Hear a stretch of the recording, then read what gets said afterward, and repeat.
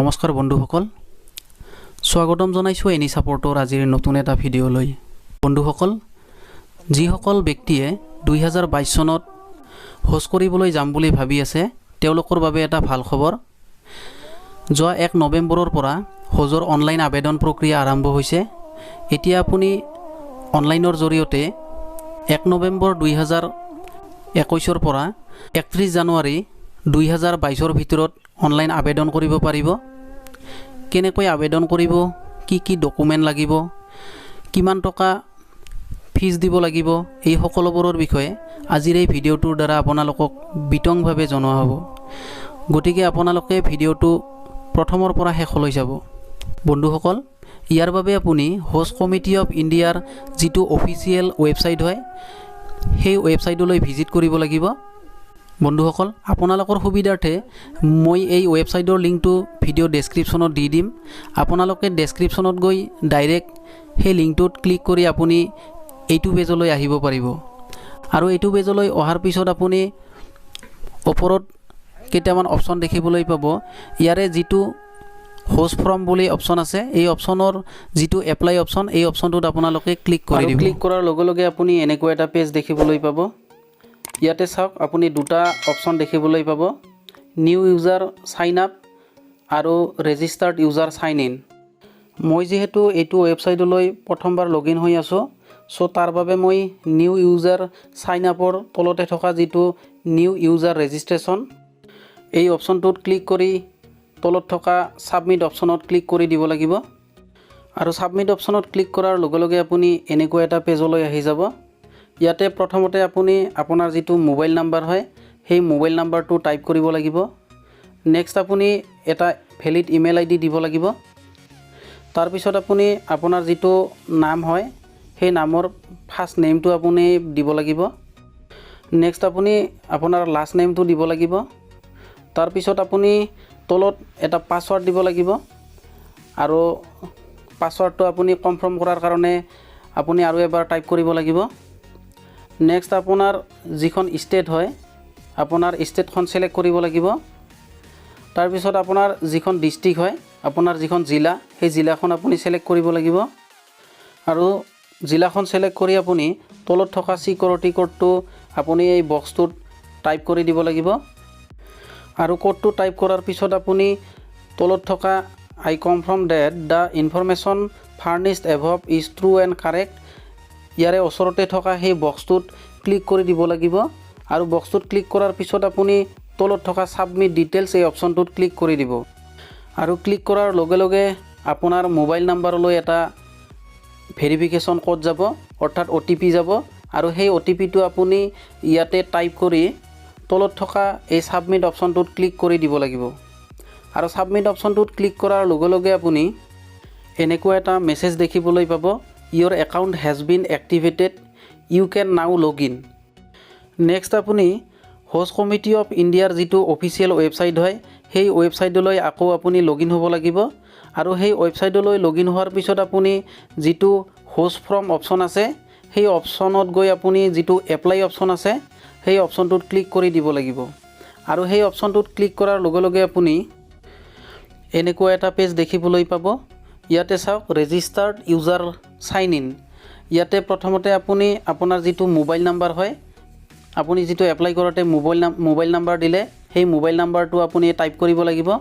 Next আপুনি যিটো অলপ আগতে পাছৱৰ্ড দিছে সেই পাছৱৰ্ডটো আপুনি টাইপ কৰি এই তলত থকা ছাবমিট অপশ্যনটোত ক্লিক কৰি দিব লাগিব। নেক্সট আপুনি এনেকুৱা এটা পেজলৈ আহি যাব। ইয়াতে চাওক, আপুনি দুটা অপশ্যন পাব, জেনেৰেল আৰু লেডিজ উইদাউট মেহৰম। তো আপুনি যদি পুৰুষৰ বাবে এপ্লাই কৰি আছে তেতিয়াহ'লে আপুনি 1 নম্বৰ অপশ্যনটো ক্লিক কৰিব লাগিব। আৰু যদি আপুনি মহিলাৰ বাবে এপ্লাই কৰি আছে তেতিয়াহ'লে আপুনি 2 নম্বৰ অপশ্যনটো ক্লিক কৰিব লাগিব। নেক্সট আপোনাৰ ছিলেক্ট নাম্বাৰ অফ এডাল্টছ।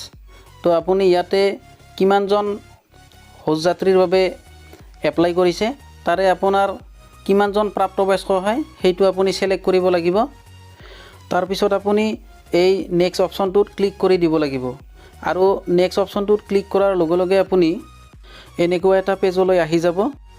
ইয়াতে চাওক, এপ্লিকেণ্টছ ডিটেইলছ আজ পাৰ ইণ্টাৰনেশ্যনেল পাছপোৰ্ট।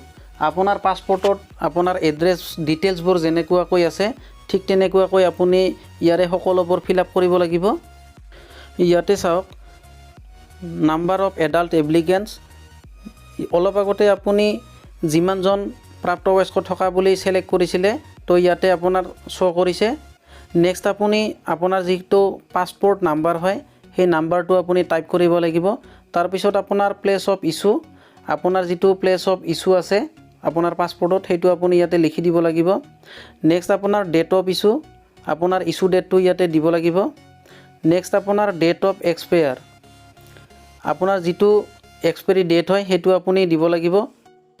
নেক্সট আপুনি কোভিড-19 ভেকচিনৰ যিটো আপোনাৰ ডিটেইলছ হয় সেইটো আপুনি ফিল আপ কৰিব লাগিব। আৰ ইউ কোভিড-19 ভেকচিনেটেড, আপুনি ভেকচিন দিছেনে?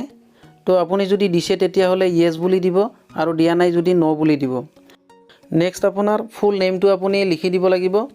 তাৰপিছত আপোনাৰ ফাদাৰ্ছ নেম, নেক্সট আপোনাৰ মাদাৰ্ছ নেম, তাৰপিছত আপোনাৰ স্পাউছ নেম।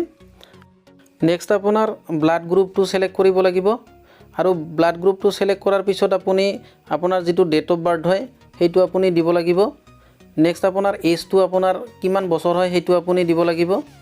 তাৰপিছত আপোনাৰ প্লেচ অফ বাৰ্থ, আপোনাৰ জন্মৰ ঠাইটো আপুনি দিব লাগিব। তাৰপিছত আপোনাৰ যিটো জেণ্ডাৰ হয় মেল ফিমেল সেইটো আপুনি সিলেক্ট কৰিব লাগিব। তাৰপিছত আপোনাৰ মেৰিটেল ষ্টেটাছ, আপুনি বিবাহিত নে অবিবাহিত সেইটো আপুনি সিলেক্ট কৰিব লাগিব। নেক্সট আপোনাৰ মেহৰুম details for female Pilgrim's only, তো এইটো আপোনাৰ মহিলাৰ কাৰণে প্ৰযোজ্য। মেহৰুম মানে হ'ল আপোনাৰ মহিলাগৰাকীৰ লগত যিজন ব্যক্তি যাব তেওঁক মেহৰুম বুলি কোৱা হয়। তো ইয়াতে সেই লগত যোৱা ব্যক্তিজনৰ পাছপৰ্ট নাম্বাৰ, নেক্সট আপোনাৰ ৰিলেশ্যনশ্বিপ, তো ইয়াতে লগত যোৱা ব্যক্তিজন এপ্লিকেণ্টৰ লগত কি সম্পৰ্ক বা সম্পৰ্ক কি সেইটো আপুনি সিলেক্ট কৰিব লাগিব। নেক্সট আপোনাৰ মেহৰুম নেম, তো ইয়াতে সেই ব্যক্তিজনৰ ফুল নেমটো আপুনি লিখি দিব লাগিব। নেক্সট আপোনাৰ যিটো অকুপেশ্যন হয় সেই অকুপেশ্যনটো আপুনি সিলেক্ট কৰিব লাগিব। নেক্সট এডুকেশ্যনেল কোৱালিফিকেশ্যন, তেখেতৰ কোৱালিফিকেশ্যন কিমান সেইটো আপুনি সিলেক্ট কৰিব লাগিব। তাৰপিছত আপোনাৰ তলত এডিশ্যনেল অপশ্যনেল ইনফৰমেশ্যন, এইটো বাধ্যতামূলক নহয়, আপুনি দিলি দিব পাৰে, নেদিলি নিদিব পাৰে। নেক্সট আপোনাৰ প্ৰেজেণ্ট ৰেচিডেঞ্চিয়েল এড্ৰেছ, ইয়াতে ছেম আছ পাছপৰ্ট, যদি পাছপৰ্টৰ লগত এড্ৰেছটো ছেম হয়, প্ৰেজেণ্ট এড্ৰেছটো ছেম হয় তেতিয়াহ'লে আপুনি য়েছ বুলি দিব আৰু যদি ছেম নহয় তেতিয়াহ'লে আপুনি ন' বুলি দিব। আৰু ন' বুলি যদি দিয়ে তেতিয়াহ'লে আপুনি তলত এড্ৰেছ লাইন 1ত আপোনাৰ ভিলেজখনৰ নাম লিখিব, এড্ৰেছ লাইন 2ত আপোনাৰ পোষ্ট অফিচ আৰু PSৰ নাম লিখিব। নেক্সট আপুনি আপোনাৰ যিখন ষ্টেট হয় সেইটো সিলেক্ট কৰি ল'ব। নেক্সট ডিষ্ট্ৰিক্টখন সিলেক্ট কৰি ল'ব। তাৰপিছত আপোনাৰ যিটো পিন কোড হয় পিন কোডটো আপুনি লিখি দিব। তাৰপিছত আপোনাৰ মোবাইল নাম্বাৰটো ফিল আপ কৰিব লাগিব। তাৰপিছত আপুনি ইমেইল আইডিটো দিব পাৰে, এইটো অপশ্যনেল হয়, আপুনি দিলে দিব পাৰে, নিদিলে নিদিব পাৰে। তাৰপিছত আপোনাৰ এজন নমিনি দিব লাগিব। তো প্ৰথমতে আপুনি ইয়াতে আপুনি যিজন নমিনি দিব সেই নমিনিৰ নামটো লিখি দিব লাগিব।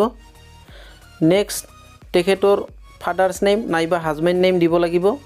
তাৰপিছত আপোনাৰ ৰিলেশ্যনটো আপুনি সিলেক্ট কৰি ল'ব লাগিব, সম্পৰ্কত কি হয় আপুনি সেইটো সিলেক্ট কৰি ল'ব। নেক্সট তলত আপোনাৰ এড্ৰেছ লাইন 1ত ভিলেজটো লিখিব। নেক্সট আপোনাৰ এড্ৰেছ লাইন 2ত আপুনি পোষ্ট অফিচ আৰু PSটো দিব। নেক্সট আপোনাৰ যিখন ষ্টেট হয় ষ্টেটখন সিলেক্ট কৰি ল'ব। তাৰপিছত আপোনাৰ যিখন ডিষ্ট্ৰিক্ট হয় আপোনাৰ জিলাখন আপুনি সিলেক্ট কৰি ল'ব। তাৰপিছত আপুনি নমিনিৰ যিটো পিন কোড হয় সেইটো আপুনি দিব লাগিব। তাৰপিছত নমিনিৰ মোবাইল নাম্বাৰটো দিব লাগিব। নেক্সট বেংক একাউণ্ট ডিটেইলছ, তো ইয়াতে এপ্লিকেণ্টৰ নেম অফ একাউণ্ট হোল্ডাৰ হিচাপে একাউণ্টত যেনেদৰে নামটো আছে সেই নামটো দিব লাগিব। তাৰপিছত বেংক নেম, আপুনি যিটো বেংকৰ একাউণ্ট দিব সেই বেংকটোৰ নাম দিব লাগিব। তাৰপিছত একাউণ্ট নাম্বাৰটো দিব লাগিব। তাৰপিছত নেক্সট IFSC কোড, আপুনি ইয়াতে IFSC কোডটো টাইপ কৰি দিব। নেক্সট আপুনি এই অপশ্যনকেইটাত টিক মাৰ্ক দিব, যদি য়েছ হয় য়েছ বুলি দিব আৰু যদি ন' হয় ন' বুলি দিব। নেক্সট আপুনি এই ওপৰত থকা বক্সটোত ক্লিক কৰি তলৰ এই ছেভ এণ্ড নেক্সট অপশ্যনটোত ক্লিক কৰি দিব। আৰু ক্লিক কৰাৰ লগে লগে আপুনি এনেকুৱা এটা পেজলৈ আহি যাব। ইয়াতে চাওক, do you want to upload document, yes or no'. আপুনি যদি এতিয়াই লগে লগে ডকুমেণ্ট আপলোড কৰে তেতিয়াহ'লে আপুনি য়েছ দিব লাগিব, আৰু যদি আপুনি এতিয়া ডকুমেণ্ট আপলোড নকৰে তেতিয়াহ'লে আপুনি ন' অপশ্যনটোত ক্লিক কৰি দিব। আৰু আপুনি যদি ন' অপশ্যনটোত ক্লিক কৰি দিয়ে তেতিয়াহ'লে আপুনি আপোনাৰ ডকুমেণ্টখিনি ষ্টেট হজ কমিটিৰ যিটো অফিচ হয় সেই অফিচত গৈ আপুনি জমা দিব লাগিব। আৰু যদি আপুনি অনলাইন আপলোড কৰে তেতিয়াহ'লে আপুনি সেই অফিচত গৈ জমা দিয়াৰ কোনো আৰু দৰকাৰ নাই। নেক্সট আপুনি চেলেক্ট পিলগ্ৰিম, তো ইয়াতে আপুনি যিজন আপুনি মেহৰম দিছিল সেইজন আপুনি চেলেক্ট কৰি ল'ব লাগিব। নেক্সট আপুনি একপি পাছপৰ্ট চাইজ ফটো আপলোড কৰিব লাগিব। তাৰপিছত আপোনাৰ যিখন পাছপৰ্ট হয় সেই পাছপৰ্টৰ ফ্ৰণ্ট পেজটো আপুনি আপলোড কৰিব লাগিব। নেক্সট আপুনি পাছপৰ্টৰ যিটো লাষ্ট পেজ হয় সেইটো আপুনি আপলোড কৰিব লাগিব। তাৰপিছত আপোনাৰ যিটো পে'মেণ্ট ৰিচিভড হয়, আপুনি এপ্লাই কৰোঁতে যিটো পে'মেণ্ট দিছে সেই পে'মেণ্টৰ আপুনি ৰিচিপ্টখন আপুনি আপলোড কৰিব লাগিব। নেক্সট আপোনাৰ কপি অফ কেঞ্চেল চেক, আপুনি কেঞ্চেল চেকৰ নাইবা আপোনাৰ যিখন বেংক একাউণ্ট হয় তাৰে ফ্ৰণ্ট পেজটো আপুনি আপলোড কৰিব লাগিব। নেক্সট আপুনি আপোনাৰ ভেকচিন দিয়া যিখন চাৰ্টিফিকেট হয় সেই চাৰ্টিফিকেটখন আপুনি আপলোড কৰিব লাগিব। তো এইখিনিতে এটা কথা আপোনালোকক ক'ব বিচাৰিছোঁ যে মই যিহেতু এতিয়ালৈকে পে'মেণ্ট দিয়া নাই, চ' তাৰ বাবে মই আগতে পে'মেণ্টটো কৰিব লাগিব, যিহেতু পে'মেণ্ট ৰিচিপ্ট আপলোড কৰিব লাগিব। চ' তাৰ বাবে লেফ্ট ছাইডে থকা যিটো পে'মেণ্ট ডিটেইলছ অপশ্যন আছে সেই অপশ্যনটোত আপোনালোকে ক্লিক কৰি দিব লাগিব। আৰু সেই অপশ্যনটোত ক্লিক কৰাৰ লগে লগে আপুনি এনেকুৱা এটা পেজলৈ আহি যাব। ইয়াতে চাওক পে'মেণ্ট মোড, আপুনি দুই ধৰণৰ পে'মেণ্ট দিব পাৰিব, অফলাইন পে'মেণ্ট আৰু অনলাইন পে'মেণ্ট। আপুনি যদি অফলাইন পে'মেণ্ট দিয়ে তেতিয়াহ'লে আপুনি বেংকত গৈ জমা দিব লাগিব, আৰু যদি আপুনি অনলাইন পে'মেণ্ট দিয়ে তেতিয়াহ'লে আপুনি অনলাইন পে'মেণ্ট এই অপশ্যনটোত ক্লিক কৰি তলৰে click here to pay' online এই অপশ্যনটোত ক্লিক কৰি দিব লাগিব। আৰু এই অপশ্যনটোত ক্লিক কৰাৰ লগে লগে আপুনি এনেকুৱা এটা পেজলৈ আহি যাব। ইয়াতে চাওক আপুনি কি ধৰণে পে'মেণ্ট কৰিব, ইয়াতে সকলোবোৰ ছিষ্টেম আপোনাৰ দিয়া আছে। ইয়াতে আপুনি credit card, debit card with ATM pin, net banking, UPI, Google pay', আপুনি যি ধৰণে পে'মেণ্ট দিব খোজে সেইটো চিলেক্ট কৰি আপুনি এই সকলোবোৰ ডিটেইলছ ফিল আপ কৰি তলৰে পে' নাও অপশ্যনটোত ক্লিক কৰি দিব। আৰু পে' নাও অপশ্যনটোত ক্লিক কৰাৰ লগে লগে আপুনি এনেকুৱা এটা পেজলৈ আহি যাব। ইয়াতে চাওক আপোনাৰ যিটো ট্ৰেনজাকশ্যন ID সেইটো আহি গৈছে, transaction date, issue bank, transaction type, issue branch, amount, আপুনি এই সকলোবোৰ ইয়াতে দেখিবলৈ পাব। তাৰপিছত আপুনি তলত থকা এই ফাইনেল ছাবমিশ্যন এই অপশ্যনটোত ক্লিক কৰি দিব। আৰু এই অপশ্যনটোত ক্লিক কৰাৰ লগে লগে আপুনি এনেকুৱাকৈ দেখিবলৈ পাব। চাওক dashboard, download PDF, reupload document, edit group details, delete whole group and log out, আপুনি এই সকলোবোৰ অপশ্যন দেখিবলৈ পাব। আৰু একেবাৰে ওপৰত আপুনি গ্ৰুপ আইডিটো আপুনি দেখিবলৈ পাব, যিটো এপ্লিকেণ্টৰ গ্ৰুপ ID হয় সেইটো আপুনি দেখিবলৈ পাব। এতিয়া এপ্লাইটো সম্পূৰ্ণ হৈ গ'ল। এতিয়া আপুনি যদি একনলেজমেণ্টখন ডাউনলোড কৰিব বিচাৰে তেতিয়াহ'লে আপুনি এই বাওঁফালে থকা ডাউনলোড PDF অপশ্যনটোত ক্লিক কৰি দিব লাগিব। আৰু ক্লিক কৰাৰ লগে লগে আপোনাৰ যিখন একনলেজমেণ্ট হয় সেইখন আপোনাৰ ডাউনলোড হৈ যাব। বন্ধুসকল, এয়াই আছিল আজিৰ ভিডিঅ'টো যদি চাই ভাল লাগিছে এটা লাইক কৰিব, আৰু মোৰ চেনেলটো যদি আজি প্ৰথমবাৰলৈ চাই আছে তেতিয়াহ'লে চেনেলটো ছাবস্ক্ৰাইব কৰি দিব আৰু ওচৰতে থকা বেল আইকনটো বজাই দিব, কিয়নো মই এনেকুৱা ধৰণৰ ইনফৰ্মেটিভ ভিডিঅ' সদায় লৈ আহোঁ। গতিকে চেনেলটো ছাবস্ক্ৰাইব কৰি ৰাখিলে আপোনাৰ অলপ হ'লেও উপকাৰ হ'ব। চ' আজিলৈ এয়াই, ধন্যবাদ। জয় আই অসম।